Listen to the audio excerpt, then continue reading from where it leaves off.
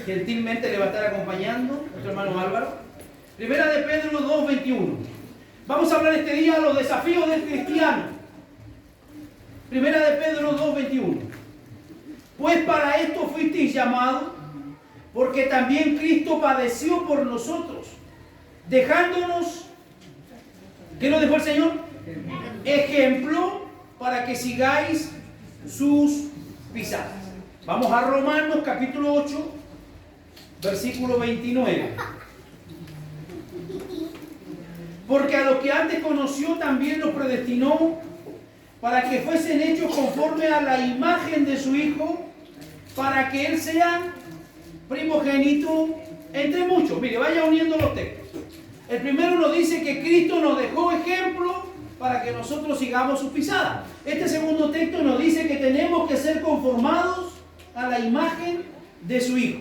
Y vamos al tercer texto, 2 de Corintios capítulo 3, versículo 18. Por tanto, nosotros todos, mirando a cara descubierta como en un espejo la gloria del Señor, ¿qué dice? Somos transformados de gloria en gloria en la imagen como por el Espíritu del Señor. Nosotros nos llamamos cristianos porque de alguna manera servimos a Cristo. Cristo es nuestro ejemplo por excelencia. Cristo es nuestro modelo a seguir. El ser humano siempre ha necesitado modelos en los cuales reflejarse y modelos a los cuales seguir. Lo tenemos en la vida diaria, lo tenemos en los deportes. Cada uno, ¿verdad?, de los jóvenes, de los adolescentes, tiene su ídolo, el cual se ve reflejado y el cual quisiera un día llegar a ser como él. En la política, la gente que le gusta la política tiene sus políticos predilectos por los cuales ellos también siguen de alguna manera sus enseñanzas y quisieran un día también ser como ellos. En el ámbito espiritual también nosotros tenemos un modelo al cual seguir por esencia y ese modelo es Cristo. Pablo dijo con absoluta seguridad: sed imitadores de mí, porque yo imito a Cristo. Entonces, cuando nosotros hablamos de la palabra cristiano, el término cristiano significa un discípulo, un pequeño Cristo, dicen otras traducciones, o un seguidor o un imitador de Cristo. El primer texto nos dice que Cristo nos ha dejado un ejemplo para que sigamos sus pisadas. El segundo y el tercer texto nos enseña que vamos siendo transformados a la imagen de Cristo. Y cuando nosotros vemos que tenemos que tener una transformación, decimos, ¿una transformación en qué? Ser semejantes a Él. Dígale que está a su lado, tenemos que ser semejantes a Él. Semejantes. Y cuando hablamos, ahí es mejor, por lente. No me hacen acordar que me pongan los lentes. Semejantes. La Biblia dice que el hombre en el Génesis fue hecho a imagen y semejanza. Esa semejanza tiene que ver con el parecido moral y con el parecido intelectual. Físicamente sabemos que Dios es espíritu. No podríamos decir si Dios mide 1,90 m, 2,10 m, no lo sabemos. Pero sí sabemos que Dios es espíritu y que tiene atributos a través de los cuales nosotros podemos conocer. Pero nosotros como iglesia y nosotros como cristianos tenemos desafíos. Desafíos y metas que tenemos que cumplir porque no podemos quedarnos en el estado en el cual hemos llegado. El llamado se le hizo alguna vez a usted para que usted venga al arrepentimiento, a la conversión. Lo recibimos en la iglesia tal cual como usted llegó. No le dijimos cambies el color del pelo, no le dijimos cambies ese vestuario, no le dijimos nada. Lo recibimos tal cual como usted llegó. Lo amamos desde el primer momento que lo conocimos porque Cristo lo amó a usted primero. Pero eso no es todo. De allí para adelante comienza todo un proceso de crecimiento. Diga conmigo, debemos crecer. Crecer como Jesús crecía. Lucas 2:52. Dice la Biblia que Jesús crecía en sabiduría, en estatura y en gracia para con Dios y los hombres. Tenemos el relato bíblico cuando la madre pierde a Jesús y se regresan a buscarlo. ¿Y dónde encuentran a Jesús? En el templo. Y lo encuentran a él compartiendo con los sabios de la época, compartiendo con los maestros de la época. Y él le dice: ¿por qué me buscabas? ¿Acaso no sabes que los negocios de mi padre me conviene estar? Hubieron y hay años, hermanos, que en la historia no conocemos qué fue lo que hizo Jesús, sino parte de lo que es su adolescencia, parte de su crianza cuando era adolescente y pequeño, y luego aparece ya cuando va a ser bautizado, ¿verdad?, en el río Jordán. Pero Jesús fue necesario que creciera en sabiduría. ¿Qué es lo que es la sabiduría? La sabiduría es el conocimiento de Dios puesto en práctica. Todo lo que nosotros conocemos de parte de Dios tiene que ser llevado a la práctica, y Jesús crecía en ello. Segunda de Pedro, capítulo 3, verso 18, también nos llama a crecer como cristianos. Pregúntese usted mismo esta mañana: ¿estoy creciendo realmente como cristiano? Segunda de Pedro 3, 18, crecer en la gracia y en el conocimiento de nuestro Señor y Salvador Jesucristo. Crecer en la gracia, crecer en el conocimiento, crecer, hermano, en el conocimiento de Dios. Les hablaba, me parece, el domingo pasado, y les manifestaba: uno de los grandes pecados del pueblo de Israel era que no conocía a Dios. Muchos le oían de oído, muchos por lo que sus padres les habían transmitido, pero realmente no es lo mismo que alguien me diga algo a que yo tenga una experiencia con ese algo. Una cosa muy distinta, hermano, es que alguien me haga un comentario, o es que alguien me diga: hay extranjeros acá, ¿no? Hay extranjeros, sí. Que alguien me diga: oye, las empanadas chilenas son buenas. Y usted se va a quedar con esa imagen. Alguien le dijo que las empanadas eran buenas. Pero ¿cómo usted va a saber que las empanadas son buenas? Probándola, conociéndola, sabiendo de qué están hechos, cuánta cebolla hay que echarle, cuántas aceitunas, cuántas pasas. Si usted no se interioriza en eso, usted va a quedar con que alguien le dijo, ¿no?, que era buena. Bueno, al pueblo de Israel le pasaba exactamente lo mismo. El pueblo de Israel conocía de los milagros, el pueblo de Israel escuchaba de todas las bendiciones que Dios le dio en el desierto, pero era necesario que ellos mismos pudieran en su propia vida experimentar el poder de Dios. Así que un desafío es para nosotros que crezcamos en la gracia y en el conocimiento de nuestro Señor. Pregunto con absoluta sinceridad: ¿cuántos esta mañana aquí pueden reconocer que han crecido en el conocimiento de Dios? Amén. ¿Cuántos pueden reconocer que saben de Dios más que Diosito es bueno? Amén. Porque nosotros llegamos a la iglesia sabiendo que Diosito es bueno. Y eso es todo lo que la gente allá afuera sabe. Si tú le hablas del infierno, a algunos se le paran los pelos. No, si Diosito es bueno, ¿cómo el infierno? Diosito es bueno. Pero después de estar unos años en la iglesia, uno sabe que la otra parte de Diosito también es fuego consumidor. Es bueno, pero también es fuego consumidor. ¿Y qué dice Efesios capítulo 4, versos 13 y 14? Debemos llegar y debemos crecer. ¿Para qué? Para llegar a la condición de un hombre maduro. Dígale a que está a su lado: tienes que madurar. Dicen por ahí que los hombres maduramos más tarde que las mujeres. No sé si será verdad eso, pero se dice. Y si se dice, debe ser por algo, ¿verdad? A ver, las mamás que tienen hijos varones aquí. Yo tengo puras mujeres, así que les puedo hablar a ustedes de mujeres. Pero de hombres, yo como que nací maduro, parece. Debemos crecer para llegar a la condición de un hombre. ¿Qué significa un hombre maduro? ¿Un hombre gruñón? ¿Un hombre rabioso? ¿Un hombre alterado? ¿Qué es un hombre maduro? ¿Un hombre cabal? ¿Un hombre que tiene dominio propio? ¿Un hombre que se maneja con sabiduría en la vida? Y el dominio propio es muy importante, hermanos, porque yo les hablaba a ustedes la semana pasada y les decía que nuestras emociones tienen subidas y bajadas durante todo el día. Todo el día nuestras emociones suben y bajan, hermano. Yo no sé cómo el cuerpo aguanta tantas emociones. Estamos contentos, al rato estamos deprimidos. Estamos alegres y después estamos rabiando. Todas esas cosas nos pasan en el día. Y yo no sé cómo el cuerpo, hermano, está tan adaptado. La mente está tan adaptada. La mente es una máquina increíble que Dios puso en nuestro cuerpo, que es capaz de aguantar todo ese tipo de subidas y bajadas que tenemos en el día. Pero de alguna manera el Señor nos llama a nosotros a la madurez. ¿Podemos sentir rabia? Podemos. El Señor dijo, airaos, pero no pequéis. Y ahí se manifiesta la madurez. Se manifiesta, hermano, de alguna manera esa capacidad que debemos tener nosotros para poder refrenar a veces nuestra lengua, cuando la lengua quiere darse rienda suelta y decir muchas verdades.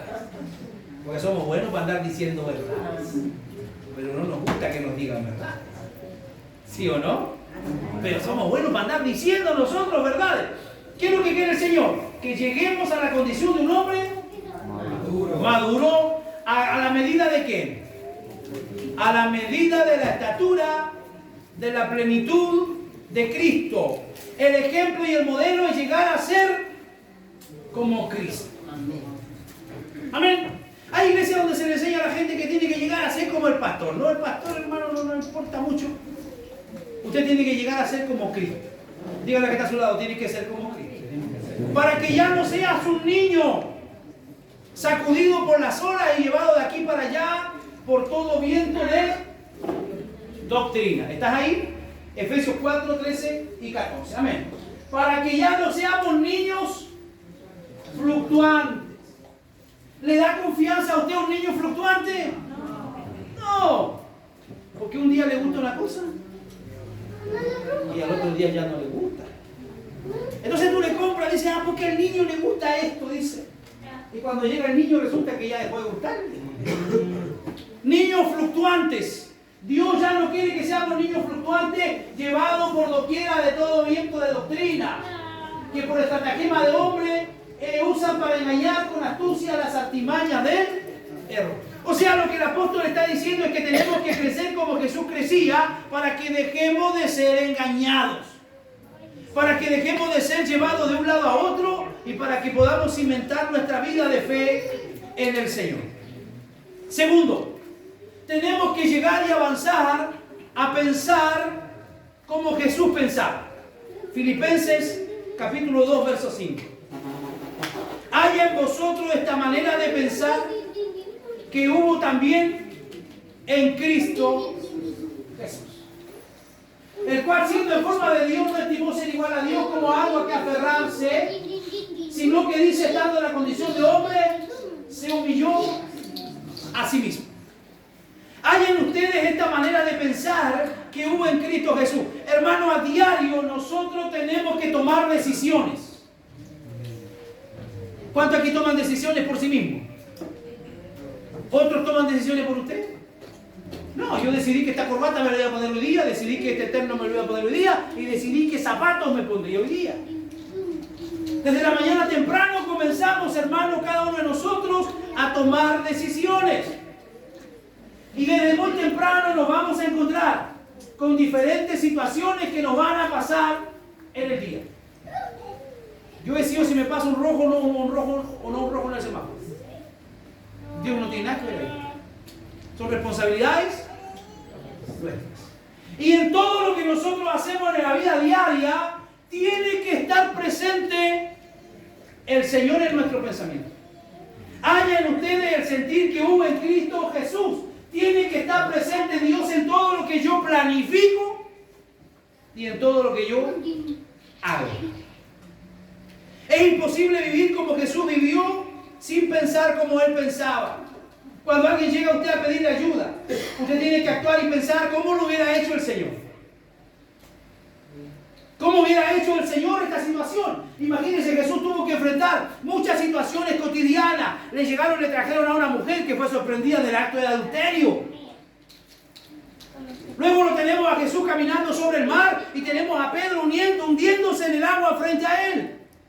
Pero Jesús, en cada una de las situaciones que enfrentó, Él siempre mostraba amor, compasión y mostraba sabiduría. Cada uno de nosotros, hermano, es llamado a pensar y a vivir como él pensaba. ¿Será que esto está bien para realizarlo? ¿Será que le hago daño a alguien si yo hago esto o hago lo otro? Hebreos 8:10.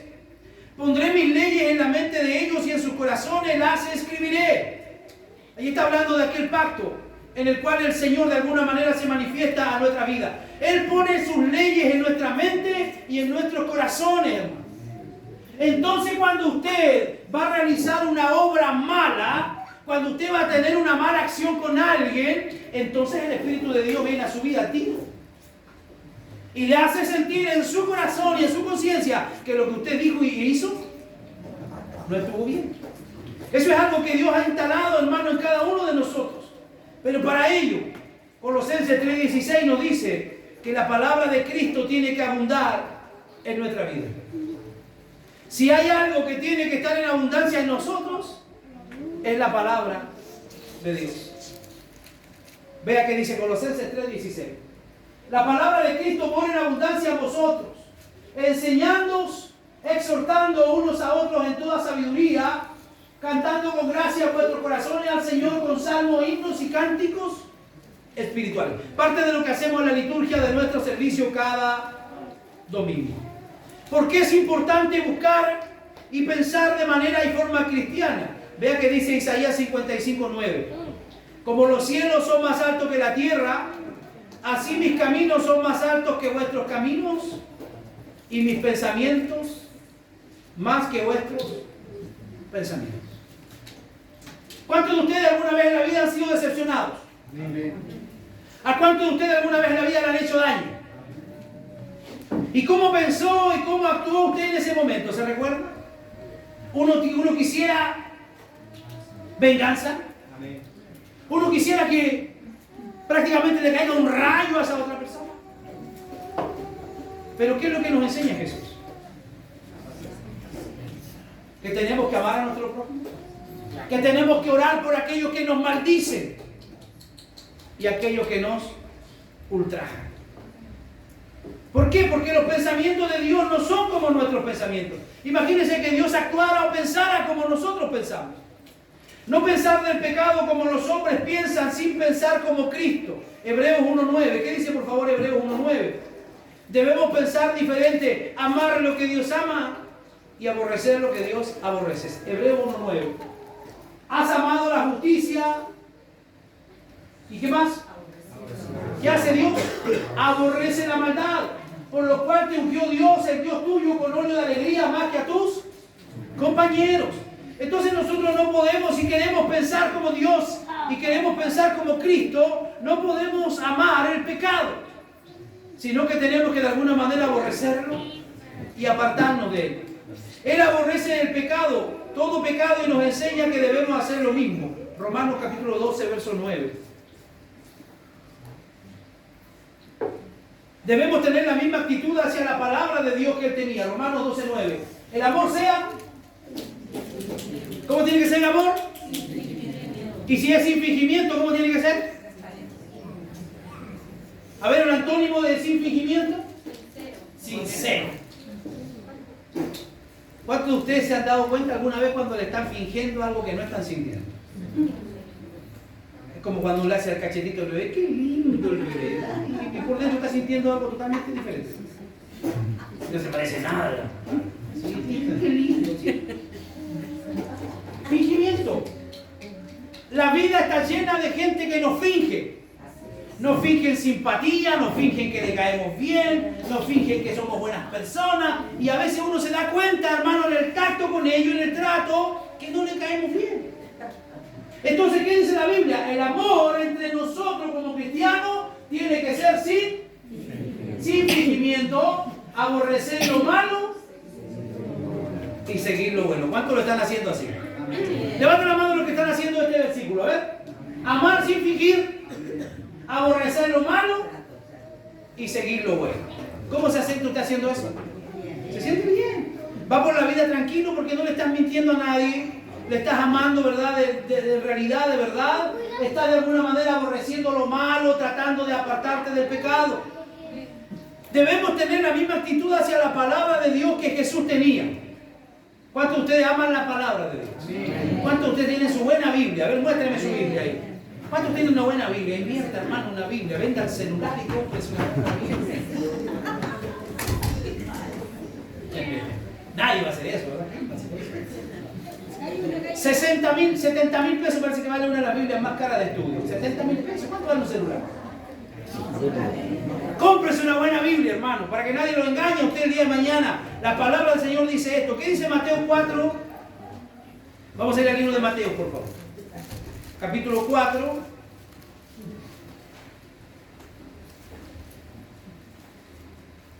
Usted le quita el celular y ya la gente se trastorna, hermano. Sí, dejan de existir algunos. Mateo 4. Veamos. Del 1. Entonces Jesús fue llevado por el Espíritu al desierto. Lo que hablamos el domingo pasado. ¿Por qué Dios tiene que llevarlo al desierto?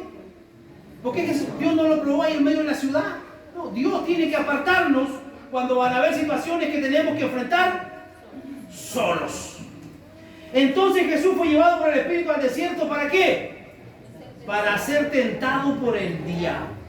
Y después de haber ayunado 40 días y 40 noches, uy, qué raro, si era Dios. ¿Por qué tuvo hambre? Porque él era humano, absolutamente humano y absolutamente Dios. 40 días y 40 noches tuvo hambre y vino a él, ¿quién? El tentador. Y le dijo, si eres hijo de Dios, di que estas piedras se conviertan en pan.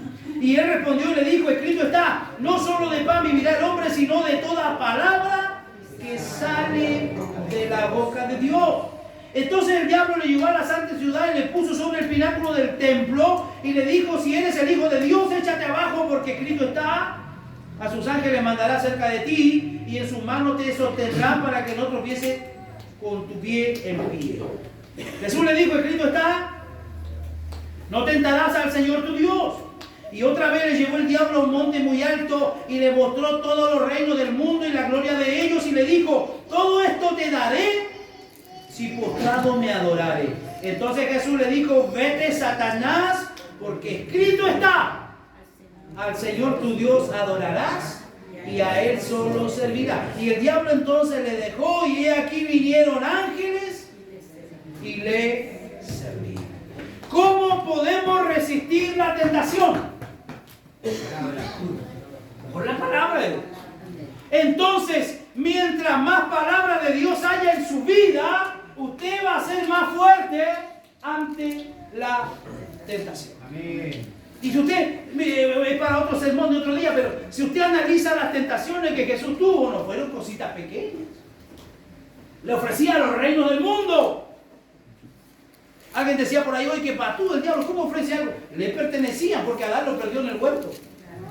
Así que él era absolutamente dueño. No era que él se estaba carrileando, ofreciéndole a Jesús algo que no podía darle. Él era el dueño de absolutamente todo. Le está diciendo, o sea, tú puedes llegar a ser un tremendo guía, un líder, solamente haz lo que yo te estoy pidiendo, arrodíllate y póstrate. Pero Jesús a través de la palabra, hermano, le da la batalla y al final sale victorioso de la tentación. ¿Y qué dice? Que los ángeles vinieron y le sirvieron. Filipenses 3:19 dice que el fin de ellos será la perdición, su Dios es su estómago, su gloria se halla en su vergüenza y piensan solamente en lo terrenal. Filipenses 3:19.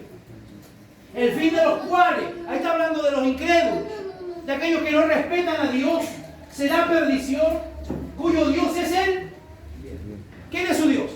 El vientre. Ahí está tratando, no está diciendo que sean glotones ni gordos, está diciendo que ellos de alguna manera se dejan gobernar por todo lo que se les apetece. Ya sea físico o ya sea un tema moral, ellos dan rienda suelta y cuya gloria es su vergüenza, que solo piensan en ¿qué? En lo terrenal. Cuidado con que nosotros a veces nos hallamos pensando solo en lo terrenal. Lo terrenal es pasajero, hermanos. Dígale que está a su lado, lo terrenal es pasajero. Aquí algunos nos vamos a mandar 80 años como máximo. ¿Y 80 años comparado con la eternidad? No es nada. Así que, hermano, de alguna manera Deje que el Señor se glorifique en su vida y no sea tan terrenal. No haga tantas raíces en esta tierra, porque la Biblia dice que nuestra ciudadanía está en los cielos. Aquí solamente somos peregrinos. Nos vamos a pasar 80 años, dice la Biblia, los máximos, los más robustos. De ahí para abajo. Bueno, si a alguno Dios le da más, son excepciones y son bendiciones. Pero es lo que de alguna manera el Señor nos manda, a que nosotros no pensemos solo en lo terrenal. Por lo demás, hermano, 4:8 Filipenses. Por lo demás, hermano, todo lo verdadero, todo lo digno, todo lo justo, todo lo puro, todo lo amable, todo lo honorable, si hay alguna virtud aquí, en esto pensar.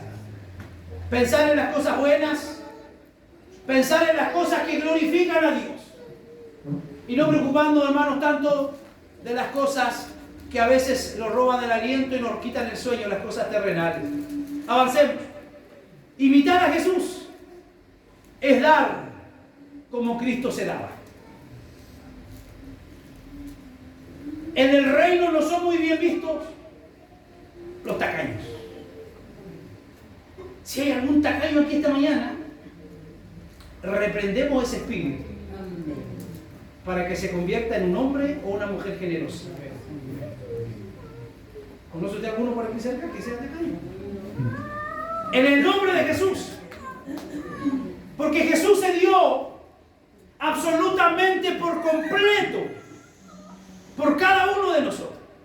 Es un ejemplo que debemos seguir, darnos como Cristo daba. Mateo capítulo 12, versos 43 y 44.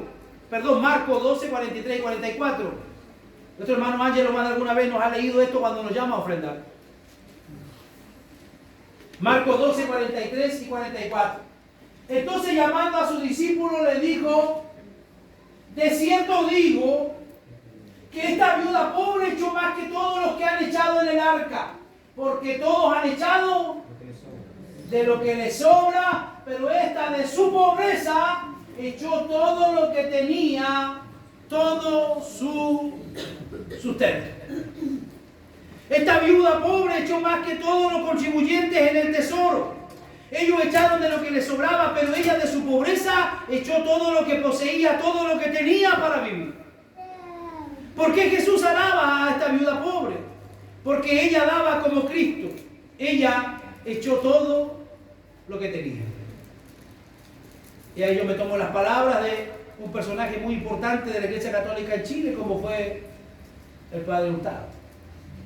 Él dijo que hay que dar hasta que duela. ¿Alguna vez usted ha dado hasta que duela?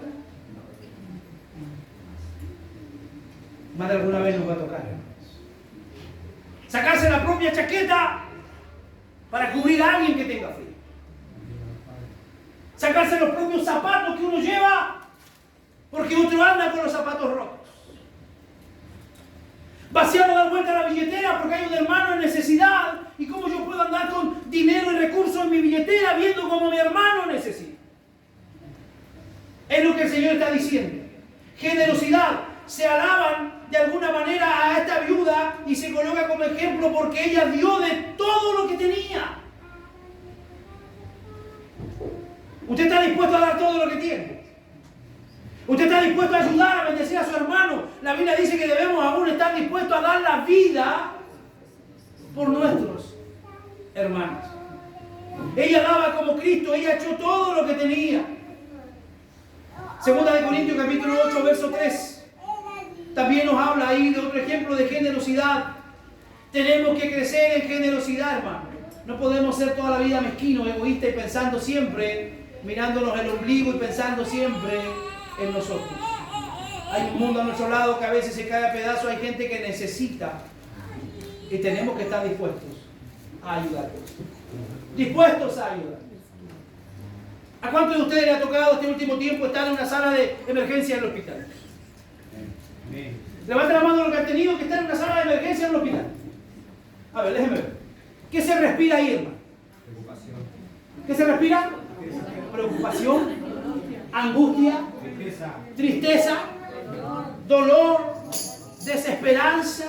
Todas esas cosas se viven en una sala de urgencia y de emergencia.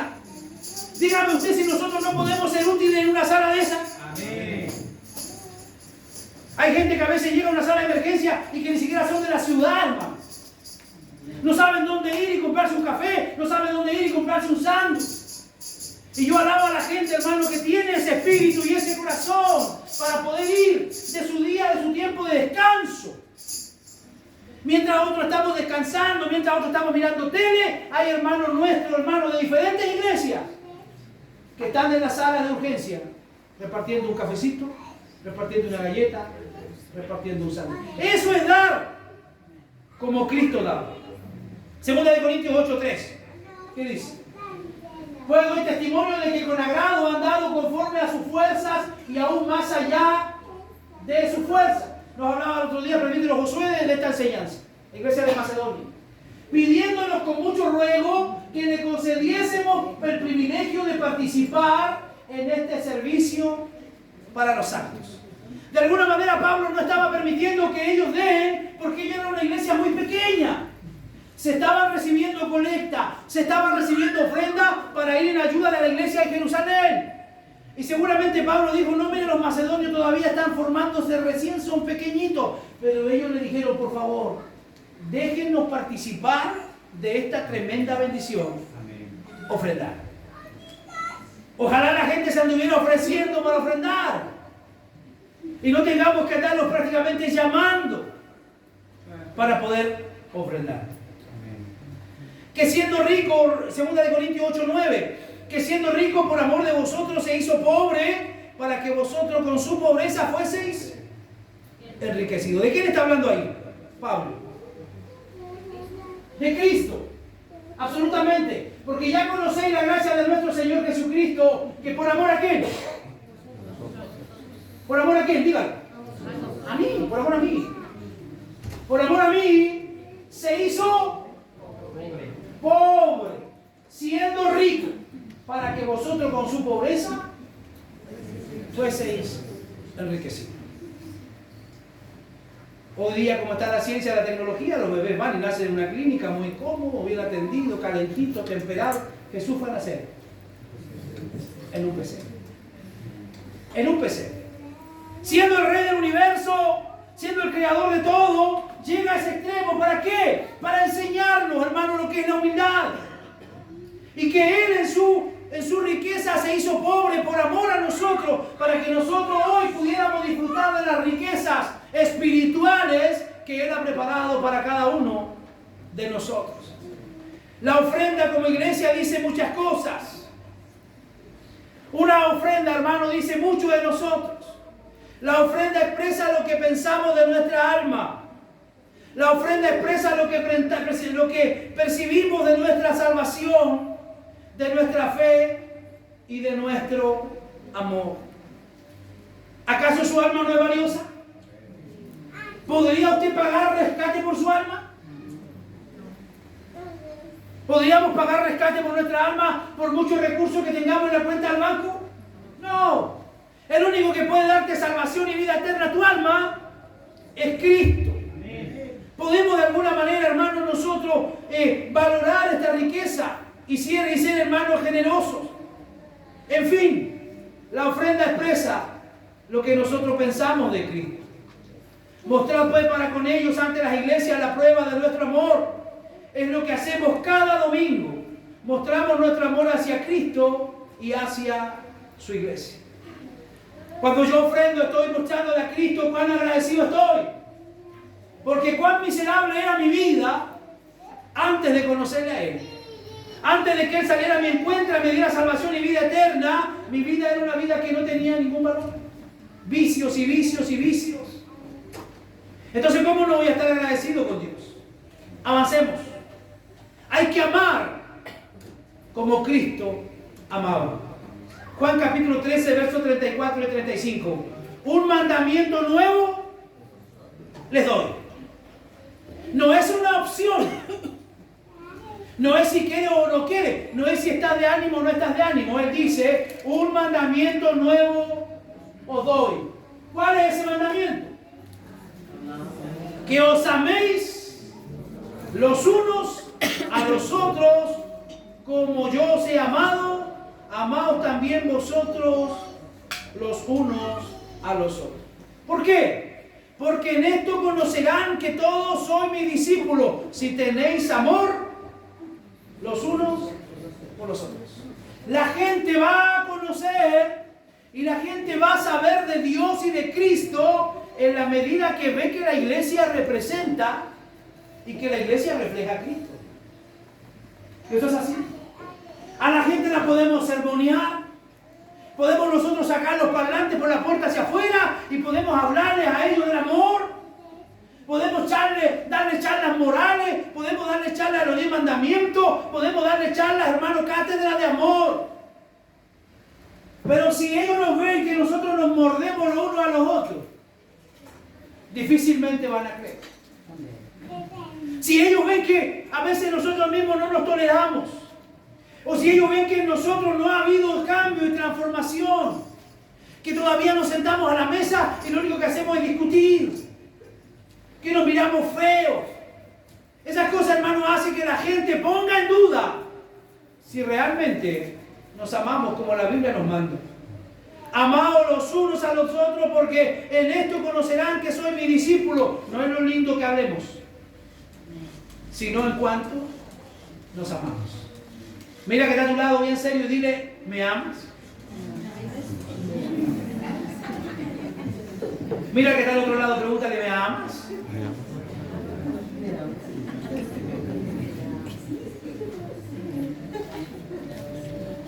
Aquella charla que tuvo Jesús con Pedro. Jesús le preguntó lo mismo a Pedro. Jesús le dijo, Pedro, ¿me amas? ¿Y qué decía Pedro? Tú lo sabes, Señor. ¿Sí o no? Estaban hablando de dos verbos distintos. Jesús le estaba hablando de agapao. Jesús le preguntaba a Pedro, ¿tú me agapao? Y Pedro le decía al Señor, yo te fileo. Hablando en griego, como dice la traducción. Entonces por eso Jesús le pregunta varias veces, porque Pedro está hablando en un verbo absolutamente diferente. Pedro le dice, yo te fileo. Y fileo significa yo te quiero. Yo quiero a mi perra Lupita. Usted quiere a su gatito. Usted quiere a su perrito. Pero Jesús no estaba hablando de querer. Jesús estaba hablando de amar. Entonces, ¿qué es lo que dice la Biblia? Que yo a mi hermano tengo que amarlo con ese amor ágape, con ese amor de Dios, con ese amor que debo estar dispuesto a suplir todo lo que mi hermano necesite. Y es más, el apóstol dice que debemos estar dispuestos a dar la vida por nuestros hermanos. Hoy día eso parece como de película, ¿verdad?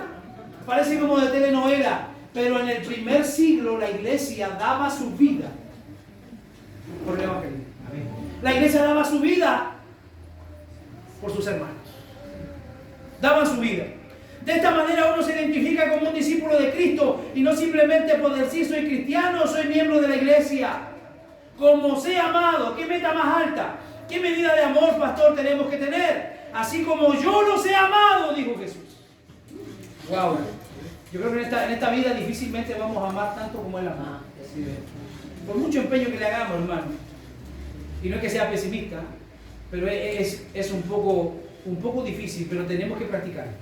No me puedo quedar sentado en el sofá en mi casa y decir, no, es difícil amar, así que no voy a amar. No, tengo que esforzarme por amar. Amar es una decisión, amar no es un sentimiento. Los sentimientos cambian, pero el amor de Dios es un amor absolutamente diferente. Ahora mira con cara tierna que está a tu lado y dile, hermano, yo te amo. Aunque no sea así, practíquelo.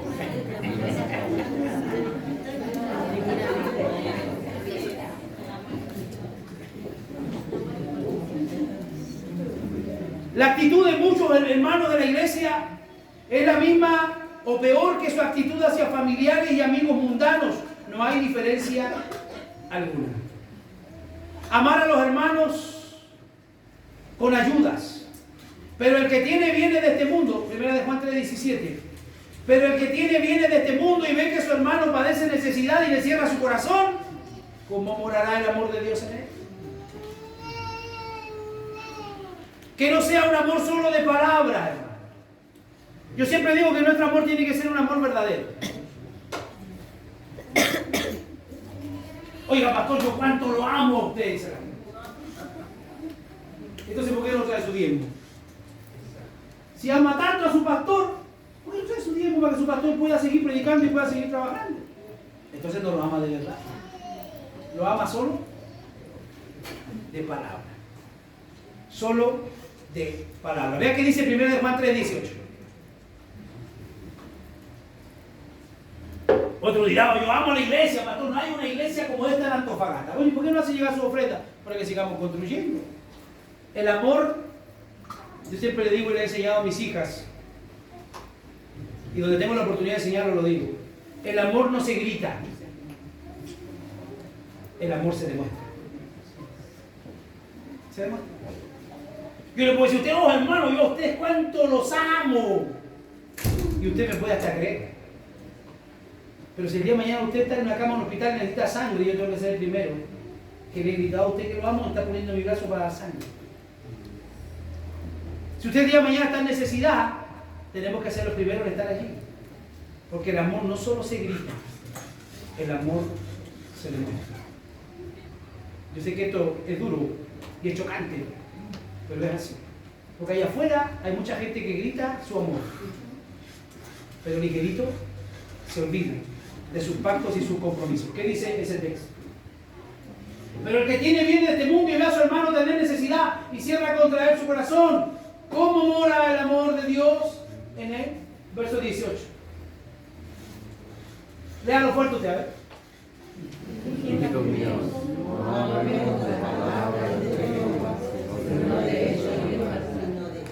¿Tengo razón? No tengo razón. Sí. Como dice el Martín Tata, a veces te pone bíblico. No podemos y no nos sirve amar de palabra, hermano. Ame de hecho. Ame de hecho. Ese amor, hermano, tan trascendental, un amor tan grande que a veces nosotros no logramos comprender. Pero cuando nosotros amamos a nuestro hermano, si a él le va bien, nosotros nos alegramos. Pero si a un hermano le pasa algo malo, nosotros tenemos que condolernos juntamente con él. No podemos seguir nuestra vida diaria sabiendo que hay un hermano que está pasando dificultades. Que no sea un amor falso. Primera de Pedro 1:22. Habiendo purificado vuestras almas en obediencia a la verdad para un amor fraternal no fingido. Amaos los unos a los otros ardientemente. Primera de Pedro 1:22. Y de corazón puro. Un amor fraternal. ¿Qué dice el texto? No fingido. Amaos los unos a los otros ardientemente y de corazón puro. Es parecido al llamado que hace en Efesios 5:25 el Señor, donde dice, esposo, amad a vuestras esposas, así como Cristo amó a la iglesia y se entregó a sí mismo. ¿Alguna vez usted ha hecho el ejercicio práctico de ver este texto a la luz de lo que es nuestra realidad? Amar a nuestras mujeres así como Cristo amó a la iglesia. Nosotros tenemos un amor un poco diferente a ese. Porque mientras nos están dando, nosotros estamos amando. Pero cuando dejan de darnos, cuando la mujer ya envejece, cuando la mujer empieza con sus complicaciones de salud, cuando la mujer ya no tiene la misma fuerza que tenía en su juventud, cuando su mente ya no es la misma que cuando era joven, el hombre a veces toma la decisión de dejarla, romper su voto, romper su pacto de juventud y dejarla. ¿Se imagina usted que Cristo a nosotros nos abandone y nos deje cada vez que nosotros somos infieles con Él? ¿Se imagina que Cristo nos abandone y nos deje cada vez que desobedecemos? Cada vez que nos portamos mal, pero su amor es diferente. Dice que tenemos que amar así como Cristo amó a la iglesia y se entregó a sí mismo por nosotros. ¿Acaso Jesús no sabía que yo iba a ser porfiado? ¿Acaso Jesús no sabía que yo iba a ser desobediente? Sabía, pero se entregó igual por amor a mí y por amor a usted. Mateo 5:44. Pero yo digo, ¿qué dice el Señor ahí? Son palabras del Señor esa. ¿Qué dijo? A ver, aunque le cueste, léalo. Amad a vuestros enemigos. Oiga, cuando Jesús aparece diciendo esta enseñanza, lo querían matar, hermano. ¿Cómo vas a amar a tu enemigo? ¿De dónde salió esta persona?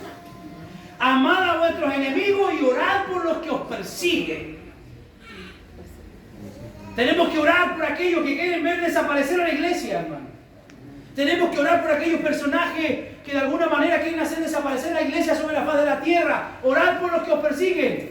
Así amamos a los enemigos, de veras como cristianos. Jesús amaba a los que no eran dignos de su amor. Amaba a los que no querían su amor. Dice la Biblia que Jesús miraba hacia Jerusalén y lloraba y decía: Jerusalén, ¿cuántas veces quise juntarlo como la gallina a sus polluelos? Y no quise. ¿Cuántas veces Jesús sintió ese desazón, hermano, porque no recibía del amor que Él estaba dando? El amor que Él quería, el amor que Él manifestaba. Sigamos un momento en su pensamiento. El pueblo de Israel, esperando con ansia la llegada del Mesías. El Mesías estaba prometido, el Mesías iba a llegar. Un día Jesús se para frente, hermano, allí en el lugar donde estaban todos reunidos en la sinagoga, y Jesús lee Isaías 61 y dice: el Espíritu de Jehová está sobre mí, por cuanto me ha ungido Jehová para vendar al quebrantado de espíritu, para traer la buena nueva de salvación. Y comienza a hablar la cita del Mesías, y después le dice: hoy se cumple esto. ¿Qué quisieron hacer ahí? Matarlo, hermano. Había que empezar la fiesta ahí si había llegado el Mesías. Pero ellos quisieron matarlo, porque estaba absolutamente contra todo lo que ellos tenían en su corazón.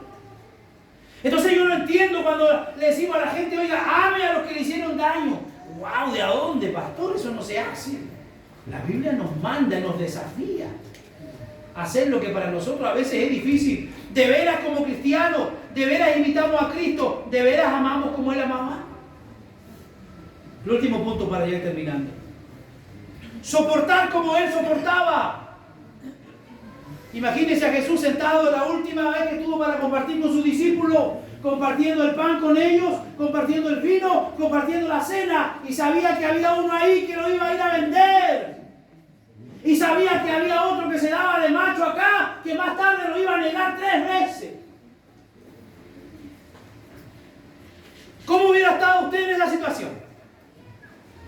Saber que uno de los que está sentado en su mesa comiendo más tarde lo va a ir a vender, y el otro lo va a negar, y los demás se van a asustar y lo van a dejar solo. Pero él tenía una fuerza, hermano, interna, que dice 2 Timoteo 2:10 el apóstol Pablo: por tanto todo lo soporto por amor a los escogidos, para que ellos obtengan la salvación que está en Cristo Jesús. Hermano, a veces vamos a tener que soportar situaciones para poder salvar a otros. 2 Timoteo 2:3: tú pues, sé partícipe de los sufrimientos como un buen soldado de Cristo. ¿Cuántos aquí son soldados de Cristo? Levante la mano los que son soldados de Cristo. A ver, vamos a tener que pasar y enfrentar dificultades en la vida. Vamos a tener que saber solucionar dificultades. Y Jesús también ahí de alguna manera nos habla a través del apóstol Pablo a Timoteo, 2 Timoteo 4:5. Pero tú sé sobrio en todo. ¿Qué dice ese verso? Ese verso me gusta. Pero tú sé sobrio en todo. ¿Qué dice? Soporta las aflicciones. Las aflicciones van a venir tarde o temprano. Hay que soportarlas. Hebreo 12:3: considerad a aquel que soportó la hostilidad de los pecadores contra sí mismo, para que no os canséis ni os desaniméis en vuestro corazón. Otro texto dice: no nos cansemos de hacer el bien, que a su tiempo segaremos si no desmayamos. Jesús fue un ejemplo, todo lo soportó, todo lo aguantó, todo lo sufrió por nosotros para rescatarnos del fuego eterno del infierno. Y Juan 19:30: soportó todo hasta el final, hasta que llegó a decir: consumado es, tetelestai. Y habiendo inclinado la cabeza, entregó el Espíritu. Pregunto, y ya voy cerrando: ¿estamos dispuestos a soportar toda prueba para imitar a Jesús? Oh, me miraron feo, ya no quiero ir a la iglesia. No me saludaron, no se despidieron de mí, ya no voy a volver a la iglesia. ¿Cuánto sufrió Jesús por nosotros? Como para nosotros abandonar por cualquier cosa la silla de la iglesia. Hay hermanos que están dispuestos a morir por Cristo con tal que no haya conflicto. De alguna manera, con todos aquellos planes que Dios tiene. Levánteme la mano todos los que están dispuestos a cambiar sus planes por Cristo. Todos tenemos planes, ¿sí o no? Tenemos proyectos. Nos gustaría hacer muchas cosas en la vida. A muchos les gustaría ganarse el loto, el quino, ¿verdad? Pero como usted es malo va a diezmar, no se lo va a ganar.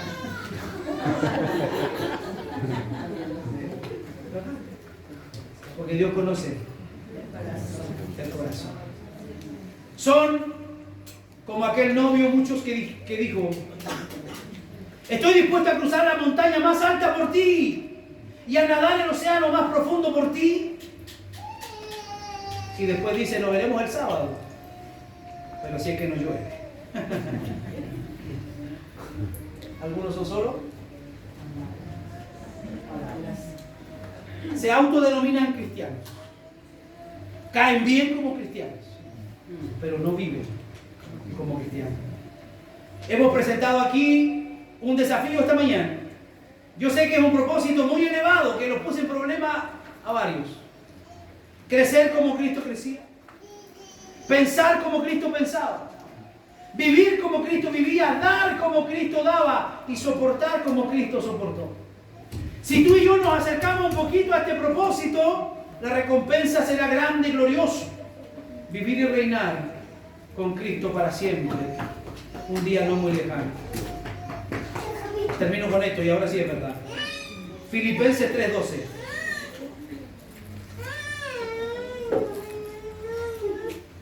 Por favor, hermano, Filipenses 3:12 y ahí terminamos. Pablo dice: no que lo haya alcanzado ya. Si alguno de nosotros en esta sala cree que ya está perfecto y no hay que crecer más, está equivocado. No que lo haya alcanzado ya, ni que ya sea perfecto. Esa palabra perfecto ahí significa maduro. Sino que prosigo. ¿Qué hace? Dígale a tu lado, hay que proseguir. Prosigo por ver si logro hacer aquello para lo cual fui también nacido por Cristo Jesús. Hermanos, yo mismo no pretendo haberlo ya alcanzado, pero una cosa hago. ¿Qué hace Pablo? Olvidando ciertamente lo que queda atrás y extendiéndome a lo que está delante.